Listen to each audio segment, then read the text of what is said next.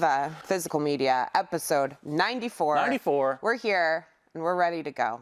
94, can you believe it? I can. They're coming out rapidly now. Did you hear the one about the Indian restaurant that was extremely secretive about their recipes? No. They even made their employees sign a non-disclosure agreement. Oh, yes. That is funny. Got him. You really got him. You really got him. 94. Thank you guys for being here. Thank you guys for watching. And we hope you're enjoying seeing our faces every single GD week. Every Sunday. It's like every church. Sunday. Yeah, the Church of Viva. Oh, pray. Praise Viva. Praise Viva. 94, we are still sustaining our Scarecrow. SOS, no longer saving, but sustaining, which in turn saves. So please donate to the store, keeping our collection accessible to you guys and people around the country. You can rent by mail, donate on our website, come on in and say hi to us. And if you're watching this, make sure you like and subscribe. Hit that like button. It costs free $99, nothing to you. Free $99. And it means a lot to us because the more eyeballs we can get, the longer we can keep this show on the road. Yeah. Also, vote for the last Ranch versus Rom. Not a lot of votes yet. A lot of comments, though, like just in general, which I'm loving to see the conversation flowing. And in case you don't remember, the contenders were Malibu Bikini Shop. And I had It's My Turn. Yes. So vote. And they're both pretty strong contenders. Yeah, I mean, I feel like you've got the ringer, but it's okay. I don't know. We'll see. We'll see. It's up to you guys. So vote for that, sustain our Scarecrow, and smash the like and subscribe button. Smash it. Have you guys watched any movies in the theaters? Sinners. I haven't seen Sinners yet. Sick. It's great. I really want to see it. I saw The Shrouds. I'm seeing that this weekend. It was good. You and our friend Kristen are the people that I've read that I know that haven't really enjoyed it as much. It wasn't fantastic. I like when Cronenberg, I mean, he is a little goofy in this, but I like it when he's like way goofy. And this kind of got caught up in a lot of political and grief stuff that I was kind of like, I understand, but not as fun for me. Okay. Looking forward to it. Yeah, but it was still, I mean, love to see it. Love these making movies still, so. Yes. Anyway. But go see Sinners. I mean, really, go see that. Yeah, I know. I'm sorry. Did you see it in IMAX? Mm-hmm. God, I want to see it in IMAX. Today was the last day for IMAX. Fuck. But it's still in theaters. I think it's coming back in a couple weeks. Yes, I'm excited. Okay. Let us know what you guys have been watching in theaters also. VivaScarecrow.com. Yeah. Speaking of that, it's time for Mailbag. It's a mailbag. We got a mailbag. We got some mailbags. Got some mailbags. Let me get out my trusty mailbag here. Get out that mailbag. This first one comes from David, I want to say Rice. Okay. Not sure if I'm saying that right. If I am, David, you're welcome. If I'm not, sorry. What's up, Matt and Emily? I just watched episode 92, and I'm with Matt that before I vote for Ranch vs. Rom, I will go to Scarecrow, Oh my God. rent the movies, and watch both of them back to back before casting my vote, and you can't stop me. I discovered your channel around episode 80 and have been hooked ever since. You both are amazing. Thank you, I agree. And give a wealth of knowledge on movies and introduce movies I've never heard of through Rapid Recs. Also a great thing that we do. Yes. I enjoy the shorter episode format to get more content and also to see both of you never in the store. In parentheses. Wow, that's too bad. Well, maybe if you come in and we're here, we'll see. We'll say hi. I'm always in the store. I know. Here's to almost reaching episode 100 and going another 100 more. Wow. Thank you, David. My two questions for you both are, one, what do you think about the movie Rainier, A Beer Odyssey? Yes. Oh, are we going to just go what? Yeah, Okay. I mean, what do you think about that? Well, I actually introduced that movie when it premiered at SIFF last year. And so I got to like meet the crew and stuff. And I really loved it. I thought it was a wealth of knowledge about old Seattle, a lot of really cool old footage, especially if you like work in marketing or advertising at all, which I also kind of do on the side. It is really interesting to just see kind of like how it's evolved. And as a big fan of Rainier, the ridiculous variety of the ads. the ads are incredible, and just the history of Rainier. It was a really good documentary. I liked it a ton. I have nothing to add to what you just said. Yeah, It was great. yeah, it was awesome. Number two, what is your earliest memory of going to a movie store, and falling in love with movies/film? All my best, David. Earliest memory of going to a movie store. It was Hollywood Video a lot for us. I don't remember specifically like what I rented. I really didn't like get into movie watching until late high school, early college. Yeah, I remember going there. I remember the Albertsons next to our house had a video rental section back when grocery stores had video rental sections. So that was always fun. Yeah, I mean, I don't have a specific movie that like turned me from those years, but it was more in college, seeing movies in classes that kind of like got me going. If I'm not mistaken, the first video store that I ever went to was when I was very young. It was like, this was in, the early 80s, when video stores were just sort of appearing. And the place was called Rentertainment. That's cool. I like that a lot. And they had their own like custom cases, like these red cases that were like clamshell cases, so like that's what the tapes would come in. But my parents and I would go to the video store probably every weekend when I was a little kid. Yeah. We were a big movie watching household. Yeah, we'd go a lot too. I'm also remembering like in high school, like I think like freshman year of high school, I had a boyfriend who like lived in like the Edmonds area, and we'd walk to, there used to be I think it was a Blockbuster next to the QFC on Edmonds Way. And so we'd go to the QFC and get a shit ton of candy and then go to the Blockbuster and then walk all the way back to his house. And it was usually those like early 2000s PG-13 horror movies like White Noise or all the J-horror remakes and stuff. Yeah, the good stuff. Back when we made movies. The video store lore is strong with us, I believe. Yeah. Do you want to add to any of that, Rich? Early video store memories for you? When I went to video stores, the Blockbusters in Hollywood didn't even exist. Yeah. I went to back of record stores and into people's living rooms that weren't even like a store. You just knew what people next door had a license to sell and rent. In windowless vans. Watching the evening news, and they'd let you into their living room, and they'd have a shelf with new releases on it. Oh, that's sick. And you would just rent it from them. And that's how I rented like Nintendo games and movies. The first time I remember renting anything was in the back of a video store at the mall, and I rented Creature, Rabid, and Mutant. Nice. So those are the trifecta, the first 3 movies I ever rented in my entire life. My parents did not give one shit what I rented. Yeah. So That's if they were nice. smart, they wouldn't let the 10-year-old rent Rabid. But, Yeah. but they did. That's crazy. Also, when I was little, once Blockbuster and like larger video chains came into existence, when I was a little older than when Rentertainment was happening, once a week I was allowed to go to the video store and rent whatever I wanted. I can't tell you how many times I rented Lethal Weapon 2 back then, but it was a lot. It was a lot. Did you buy movies back then? Did your family buy movies? No, not too often. We taped a lot of stuff off HBO and things like that. Yeah, we taped a lot of stuff too. Yeah. A lot of Yeah, just we plain had black hundreds tapes. and hundreds of movies taped off HBO, and our neighbors would come and rent them to us. Not for money, they just like Borrow them, yeah. Yeah. That's cool. What a time. What a time to be alive. Yep. All right, well, thank you, David. That was a great Thanks, David. letter. That was really nice. We've got one more from Brendan Sweeney, who we've heard from before. Hi, Ruthie. What are some of your favorite examples of extra features, including commentary tracks? Brendan. P.S. I didn't mean to imply that I've watched all the Raunch versus Roms. I just didn't realize I was eligible to vote. Everyone is eligible to vote. If you hear us talk, if you hear us make our pitch, you are eligible to vote. He also says, I did make my way through all of my Rapid Recs, so that's something. That is something. Good job. That's great. Awesome. That's 20 movies. DVD extras, not gonna lie, I don't really fuck with them.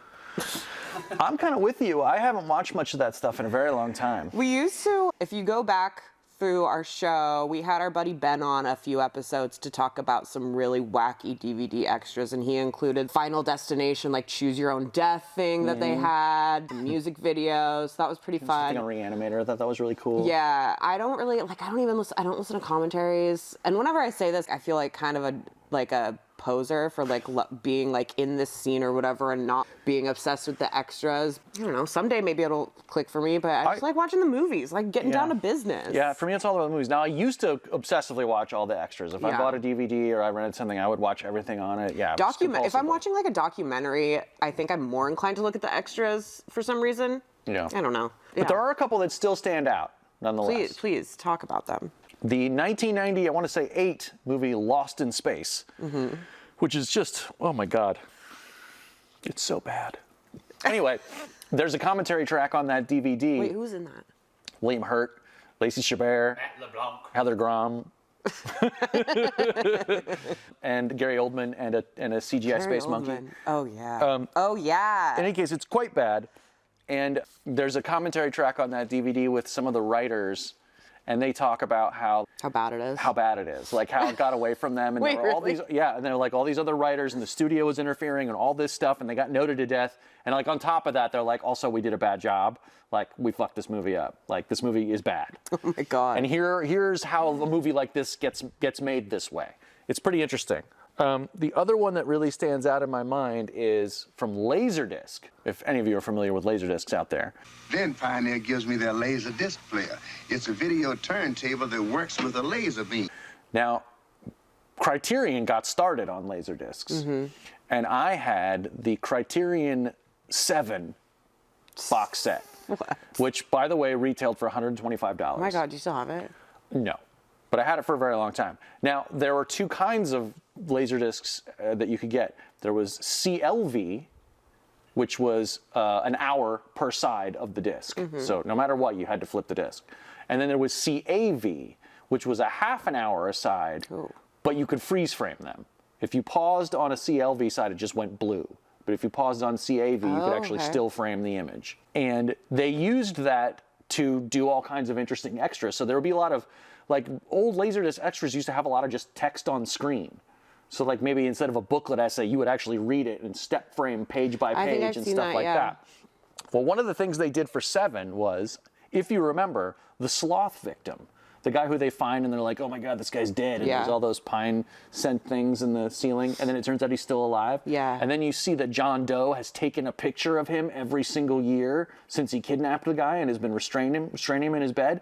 They took actual pictures and like did his makeup through a long period of time and took actual pictures, and you could look at every single picture that they had taken. I love that. That's attention to detail. So that was a cool little extra. Yeah. And that was an interesting one that stands out to me. I think on Virgin Suicides, just the normal DVD release, you can watch Sofia Coppola's first short film, Lick the Star, which is really good. Yeah. So another thing to look out for, which I have like checked out before, is other filmmakers like short film works that they sometimes throw on there. But yeah, nothing super sticking out for me, but go check out the 7 Laserdisc if you want to be in the know. But That's how much those big box sets used to cost, like $100 for one movie and stuff. That's crazy. I once paid.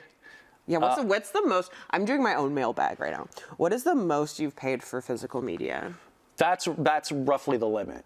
I paid around that also for a Japanese import Laserdisc of the Phantom Menace at the time as well, because I don't know if people remember this, the Star Wars prequels did not come out on DVD right away. It took years. Really? And it wasn't until Attack of the Clones, I think, that they actually put any of them out on DVD. So there was a letterboxed VHS, and then if you wanted something in decent quality, you had to get a Laserdisc. But there was no US Laserdisc, unless I'm remembering that incorrectly. Anyway, the Japanese one was one I imported, and it cost me like over $130. Jeez. I had to drive to the FedEx depot by the airport in State College, Pennsylvania, to pick it up, because I had to pay like some kind of customs import duty. Oh my gosh. Yeah. So yeah, that was stupid. Yeah. But I did it. Yeah. I honestly, I don't think I've paid more than like $50 for just like a boutique Blu-ray or something.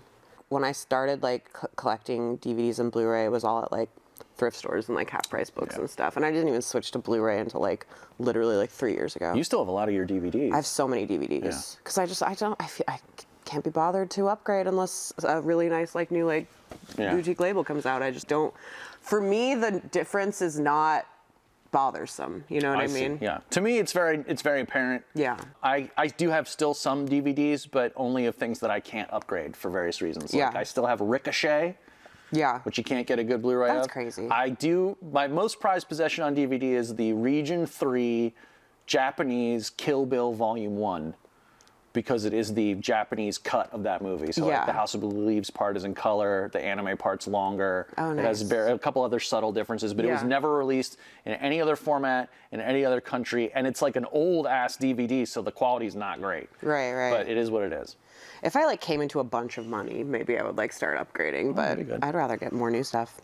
Anyways, hope that answered your question and more. Yeah. Thanks for mailing us. You guys can give us a mailbag at viva@scarecrow.com or write into us at Scarecrow Video, 5030 Roosevelt Way, Northeast Seattle, Washington, 98105, or come into the store. And yeah, that was our mailbag. You've got to be kidding me. What? We're missing pieces here. Look at this poor cat. It's about to go snorkeling and everything, too. It's time for Missing Pieces. It's time for Missing Pieces. And that is when a piece of movie that we are missing.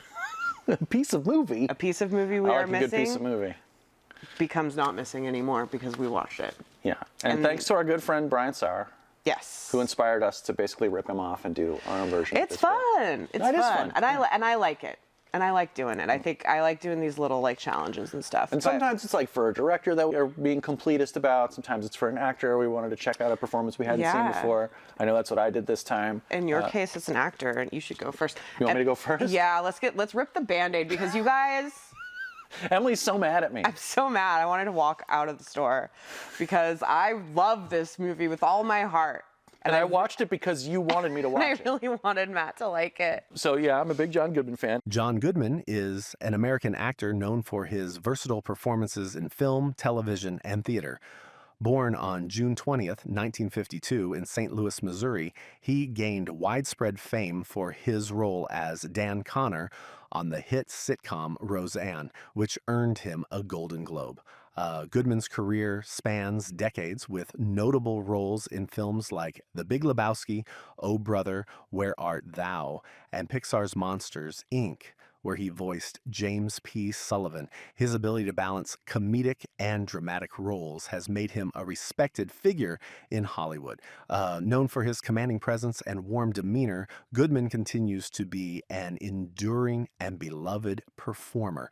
I've been trying to get myself into that show, The Righteous Roseanne? Gemstones. Oh yeah, I started that and it was really funny, and then for some reason I drifted away. It's hard to get me like Same. trapped on TV. I watched you know? 2 episodes. I'm like, this is great. Haven't watched one in like 3 weeks. Yeah. But I'm going to get around to it. Yeah, same. But I was like, oh, John Goodman, and then it came up in conversation about the Flintstones. So I decided to watch the Flintstones from 1994.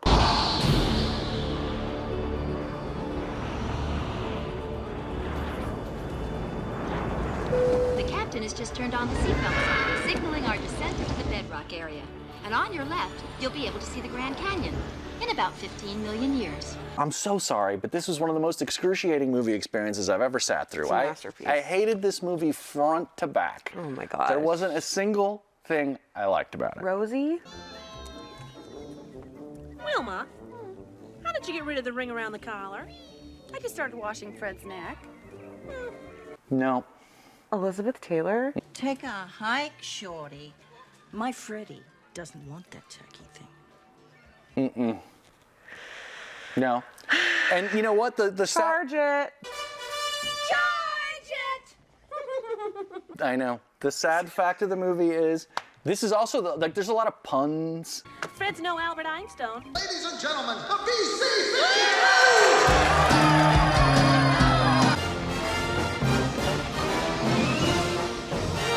And dad joke humor and stuff in this movie, so I feel like I should have been all over it. Cal McLaughlin? Look at those pathetic worms burrowing their lives away. Do you know why I'm up here and they're down there, Miss Stone? Because you lied on your resume? No. Oh, God, he's awful. Halle Berry?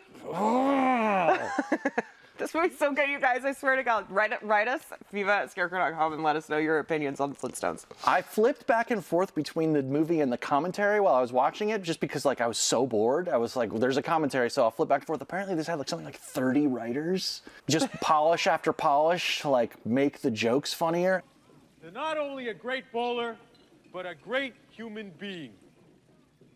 And no offense to you guys. And there's not a single funny joke in the whole movie. It's like, it looks terrible. Like this $100 and some odd million like spectacle. It looks like it's made out of fucking like boulders and stone from cavemen? Melted wax and like expired butter. This job sucks. It just looks terrible. There's the horrible CGI Dino that just looks like crap. Hey, like this is like a year after Jurassic Park. Like there's no excuse for this stuff to look so bad. Also, and this is partly an MP and not a YP, but I've never been a huge Flintstones fan in the first place. It pings my cartoon over-literalization syndrome, where like, obviously you're not supposed to care how the things in the world of Bedrock work, but I can't stop thinking about it. Why does he drive his car with his feet, but they also have actual television? Mr. Flintstone, what are you doing? I'm an executive. I'm embezzling. Sure, the bird is a turntable, but they go to the movies. So how do the movies work there? They don't explain that. They go to the drive-in, like what are they even doing? Is somebody like just rapidly putting 24 transparent stones in front of a light source? I don't think that's possible. Oh my gosh. Yeah. Also, this movie is about how Fred is a complete asshole who gets like taken in by like wealth and power at his job and completely turns his back on all his friends and his wife. Who are you gonna believe, me or some busboy? That busboy is your best friend. Best friend? Best friend? I lost my best friend the day I became an executive. Barney. For no reason. Rick Moranis. Except that he just like feels empowered to do it. He only decides to do the right thing after it's like revealed that he's a patsy.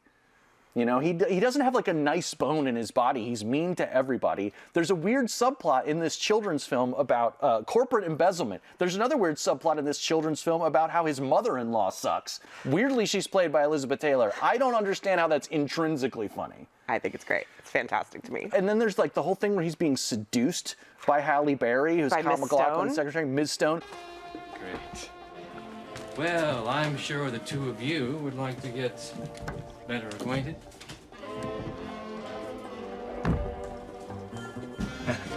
Who I found out was actually, they approached Sharon Stone to play the part, and she was like, fuck off. Good for her. Well, yeah, good for her because Halle Berry does a really great job at it. I think the role was good. I would say that the only thing that I actively liked about this movie was that at the end, when Kyle MacLachlan is exposed as a bad guy and gets covered in what turns out to be the invention of concrete. I'm gonna name it after my daughter, Concretia. And dies. And everybody's like, sick! He's suffocated to death and is petrified in concrete. And by the way, Fred, thanks for murdering your old boss. You're in charge of concrete now. It's completely fucking insane. Then they're all gonna drink beers, go bowling at their like Freemason men's club. There was too much cognitive dissonance and not enough funny jokes for me in this movie. I thought it looked like crap. I hated every single performance. Even Goodman is bad in a role that he should have just been able to walk through. And it turned out it's because he didn't like doing it. And he didn't want to do it in the first place. He said that he felt press ganged into it by Steven Spielberg. But, well, yeah, I'm sorry. I hated this. I'm glad that I watched it because that means for the rest of my life I can be like, that's one of the worst movies I've ever seen. Like, I'm glad to have X'd that off my list. I'm gonna get a bird to chisel it onto my stone tablet of shit I really fucking hate. Are you gonna watch Viva Rock Vegas? Fuck no. Are you out of your mind? You're not gonna watch Viva Rock Vegas? Not a chance in hell. Fine. I don't like to talk about stuff I didn't like, but I thought this was so egregiously awful that it was like worth bringing up. I'm not that mad about it, but Yabba dabba don't. That's all I'm gonna say. Oh, damn, dude. I had hoped we might be colleagues, but instead you treated me as if I were an ordinary piece of office furniture. I may eat bugs, but I have feelings, Mr. Flintstone. Okay, my missing piece also is kind of a stinker. Uh-oh. So our missing pieces, but that's what if I'm really mad about this one? You're not gonna be. It's it's Puffball, the Devil's Eyeball.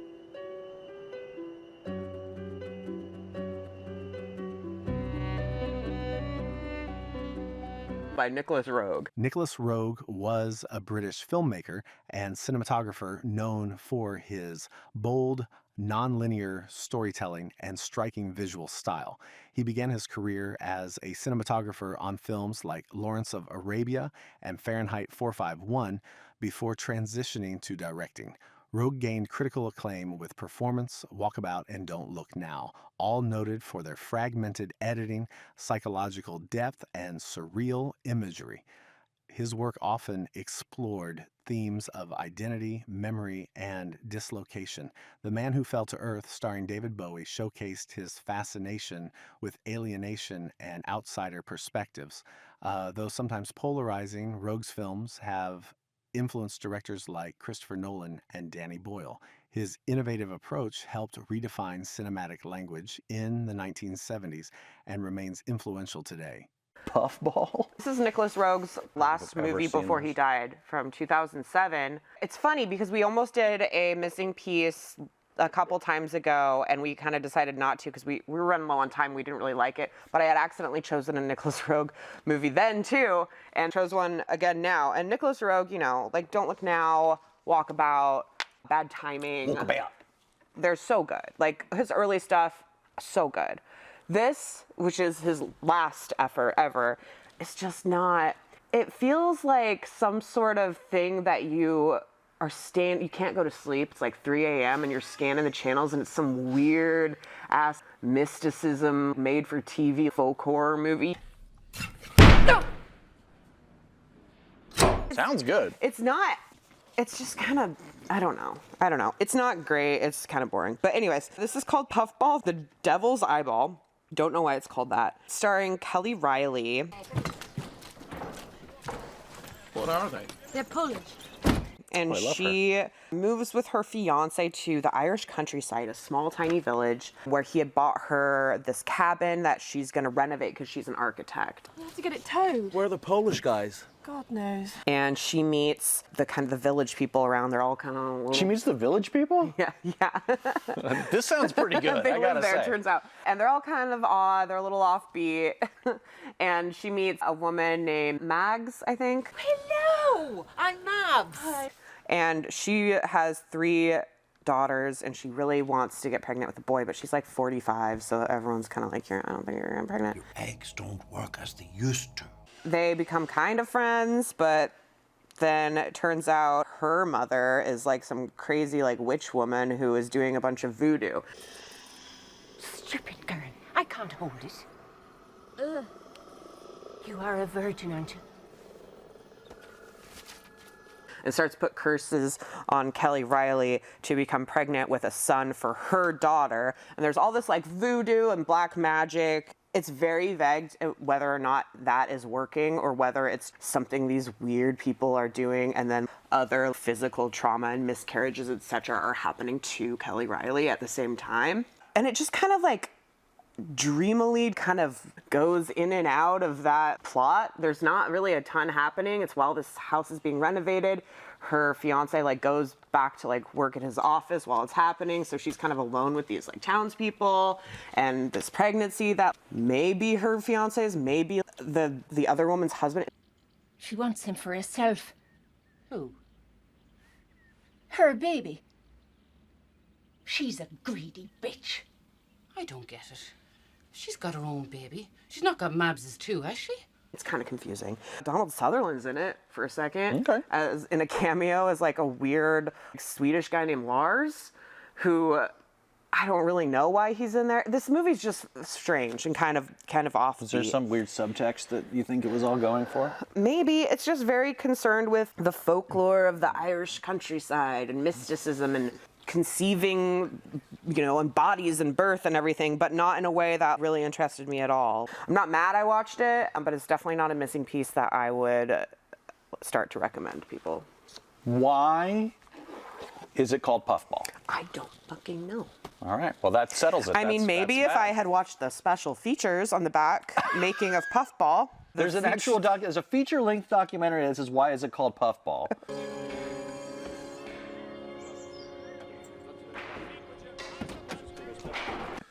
Should have watched that. There's a featurette called Nicholas Roeg directing in quotes.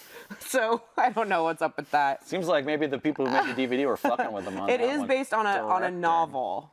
Okay. So that might be where some of the weird plot stuff gets lost into, but it's a Where's Waldo. If you're a and what is up with this cover too? I wonder why this is what's under here. Well, let's find out. Okay. I guess we can. This is our shop. If you're a completionist, what is it?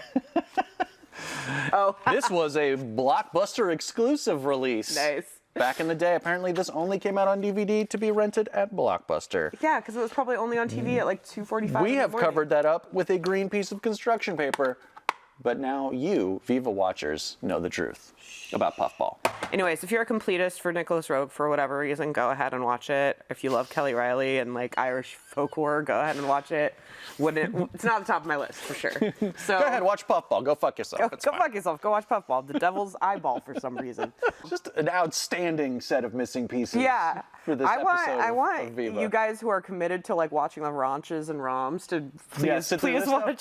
stuff. Then you can hate on it with us. Yeah, so that was it. Hopefully next round's better. I think it'll be better. We know nothing. I will start first, and I have not one but two movies to Two movies about. in one pick? That's illegal. Two movies in one pick because I couldn't help myself. Because I think it was last night, I did a Vendetta double feature. A Ven double. V for Vendetta. Double Detta. I started with the newer one, 2015's Vendetta. And yes, this is a WWE Studios production, which I was also thinking, what if I watched all the WWE production movies? What if you did? Are there that many?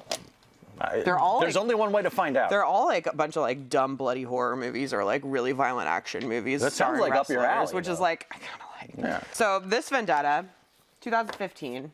It's directed by the Soska sisters, Jen and Sylvia Soska, who did American Mary, The Rabid remake, and some other, they're like Canadian horror director sisters. But they directed this violent action movie starring Dean Cain, who is an actor and also a football player. Is he a No, badman? he wasn't. I don't think he was a football player, was he? No, he was. Was he?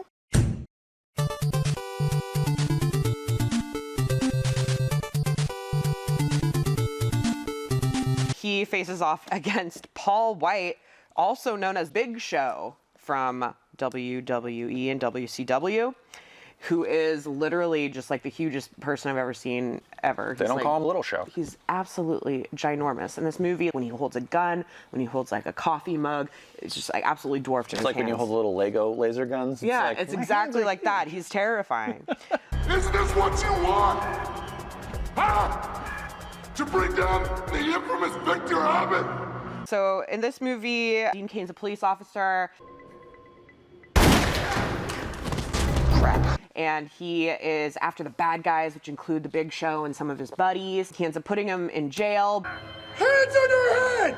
I said, hands on your head! You lucky prick. But the witnesses disappeared, so they get off. And so Big Show is out for revenge. And he murders Dean Cain's pregnant wife by literally punching her face in until it's like a bowl of fucking jelly.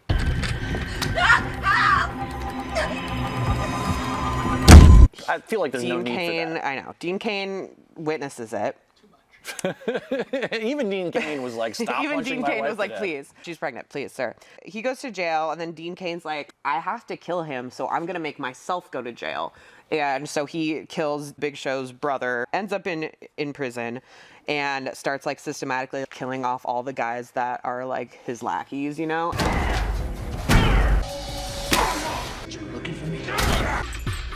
Tell there's like a face off between him and the huge ass fucking Big Show guy. It's pretty good. I mean, it's not good. It's like pretty good if you're just looking for a bunch of like violent meathead fight action prison movie stuff. There's lots of just intense punching. The punching in this movie is very like the punching noise, you know, like psh, psh, psh, psh, all the time. There's a good amount of gore and blood. It's like a fun turn your brain off movie for sure. Okay. You don't hear that? Keep moving! No! But then I was like, oh, when I looked it up to log on Letterboxd, I was like, there's another movie called, there's a bunch of movies called Vendetta, obviously, but there's another movie called Vendetta. Vendetta from 1986. This one is great, and it's basically the same storyline, but for girls. Ooh. This one is directed by Bruce Logan, who was weirdly the cinematographer for Tron and Viva favorite Dracula's Dog, who we talked about a little earlier today. So this one stars stunt woman named Bonnie, and her real name is Karen Chase, and she's an actual stunt woman. She was a stunt woman in Golden Child with Eddie Murphy. She is on movie sets doing stunts, and her younger sister watches her, and her younger sister thinks she's the best. Don't you think she's great? Yeah, she's hot. Regular Molotov cocktail. But then her younger sister ends up getting raped by this guy who is a fan of her older sister. And so are you. What's your name? And shoots him. Younger sister's sent to jail.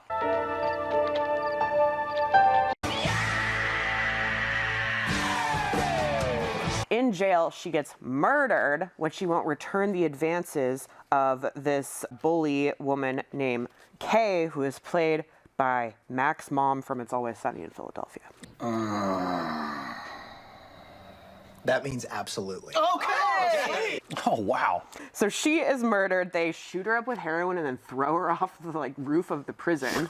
Sayonara, sweet lips. This is it, honey. It's really fucked up. Like, this movie goes from really corny funny to extremely gritty and fucked up really quickly. Her sister is also like, I need to get into prison so that I can kill this woman who killed my sister. Instead of murdering someone, she just steals a bunch of shit, drives drunk, and gets the police mad at her. And then she goes to the trial, and the same judge who put her sister in prison for shooting her rapist says that she doesn't need to go to prison. And so she's like, you son of a bitch. And he's like, actually, you're talking back to me. Now you can go to prison. Now you can go to jail. Yeah. She gets into prison, and then she also starts systematically killing everyone around Kay.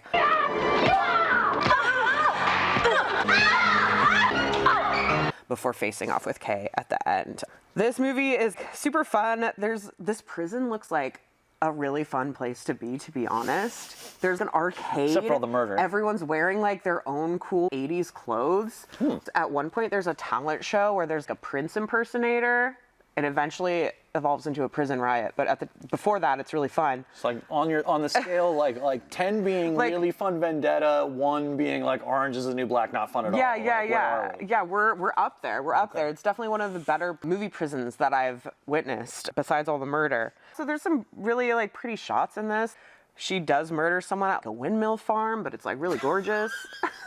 Where they grow windmills? Yeah, where they come up from the ground and then do the power, the windmill power. Do the power. This one was really good. This one was way better than the WWE Vendetta. So if you're picking Vendetta, choose this. But if you would like to be cool like me, do a double Vendetta feature and do both.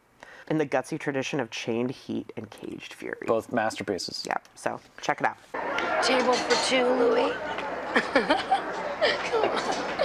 My pick this week is the movie Femme from 2023. Very good.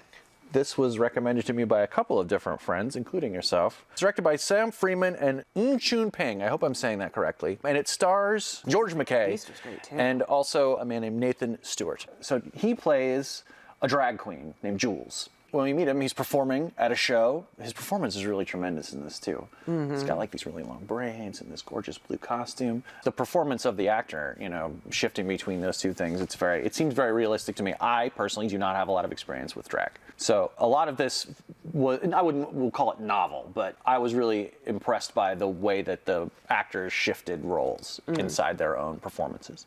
One night after his show, he flirts with this young man, George McKay.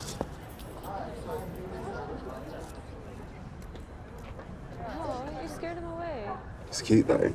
And then he goes down to the corner store to get a pack of cigarettes, and that guy comes in with a bunch of his buddies and starts hurling all these horrible slurs at Jules, who talks back to him. How are you going to call me in front of all of your friends when I caught you checking me out earlier? Well, that doesn't go too well for him because they beat the crap out of him. And it's really, really unpleasant. Really just a fierce assault scene. Months go by, and Jules is becoming reclusive. He's just sitting at home playing video games and alone. He's trying to suggest with my body language that I don't want to start this again. Tobes, it's not ruined the night before it's even begun yet. I'm trying to be a good friend. This isn't healthy. He doesn't want to come out. separating himself from his friends and his community. He's not performing anymore. One night, he encounters Preston again at a spa, at like a bathhouse, basically. But Preston doesn't recognize him. And he decides that they're going to sort of spark a relationship. And his plan is to film Preston having sex with him and post it on the internet as revenge porn. Obviously, that does not go entirely according to plan. And as their relationship develops into an actual relationship, obviously the boundaries get muddier and the sort of hidden sides of their lives start to clash in unexpected ways. That was nice. In the end. Yeah? Yeah. I thought that this was an excellent thriller, especially because it wasn't sort of predicated upon a murder. Mostly I was fascinated by the way that these two men expressed themselves, the way that they expressed their queerness in very different ways, and the ways in which those things are what brings them into conflict. The sort of revenge aspect of it immediately becomes queasy for Jules. Like, he starts to very quickly come to grips with the idea that maybe he doesn't want to go through with this, but he kind of feels compelled to. And Preston, for his end, is completely in conflict with his own sublimated, homosexual desire. Yeah, also just like the ideas of the shifting power dynamics between them. Absolutely, because it starts out with Preston being very much the more dominant and more aggressive partner. So what's your name? I don't want to hear any noise, you understand? You make a noise, I'm gonna cover your mouth. And at a certain point, a very concrete moment in the movie occurs where that completely shifts back in the other direction. It's fascinating. Two incredible performances here, gorgeous cinematography. It's very short, it's only about 90 minutes. I found this to be fascinating. It's kind of like a giallo without being a giallo. I was really, really surprised. I expected to like it. I was surprised by how much I liked it. There's this one scene where he goes over to the guy's house and they're all playing video games. He starts playing video games with all his friends. Yeah, they're all hanging out together. I loved it. It's so good. It's really, really terrific. But those are like some of the guys that had like beat him up. Yeah, it's crazy. And none of them recognize him at all. Yeah. And also, I just really like George McKay. He's great in The Beast and a couple other things that I've seen recently. This is a terrific movie. If you haven't seen it, I strongly encourage you to check it out. Jack, play the game, man. Come on, man. One firm thing. You just got perfected by a girl. 94 out the door. Out the door. We did it.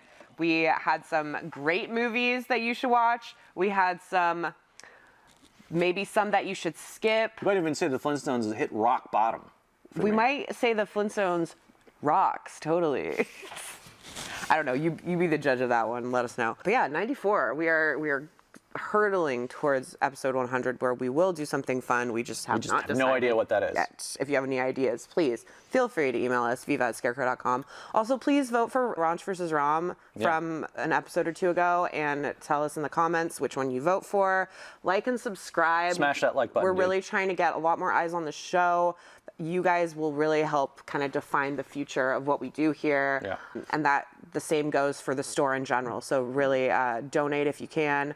Become a member if you can. Step on into the store and just rent by mail. Take a look around, or rent by mail. You can check out our catalog, scarecrowvideo.org. And follow us on all the social medias and everything. Check out our letterbox and BlueSkys, etc., etc. And we'll see you next time, episode 95. Yeah. Bye.